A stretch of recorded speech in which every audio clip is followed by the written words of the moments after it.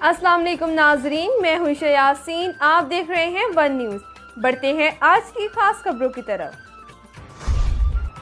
خبر شامل کرتے ہیں حیدرآباد سے۔ ہمارے بیورو چیف کے مطابق نوجوانوں کو چاہیے قائد اعظم محمد علی جناح کے فرمان اتحاد، تنظیم، یقین، محکم پر عمل کریں۔ نوجوان ہی ملک کی تعمیر و ترقی میں اعلیٰ کردار ادا کر سکتے ہیں۔ بات آل اسٹوڈنٹس گروپ 84 کے ایڈمن ڈاکٹر راؤ عمران مقصود نے سیف لائف فاؤنڈیشن کی جانب سے قائد اعظم کے یوم پیدائش کے موقع پر تقریب سے خطاب کرتے ہوئے کہا۔ انہوں نے کہا کہ سیف لائف فاؤنڈیشن شہر کے لیے بلا امتیاز خدمات انجام دے رہا ہے۔ سیف لائف فاؤنڈیشن کے صدر حماد صداقت نے کہا کہ آج خوشی محسوس ہو رہی ہے کہ پاکستان بنانے والے عظیم قائد کا دن منا رہے ہیں، جس میں بزرگ، نوجوان اور بچے بھی شامل ہیں۔ انہوں نے گروپ 84 کے ایڈمنز اور دیگر آنے والے مہمانوں کا شکریہ ادا کیا۔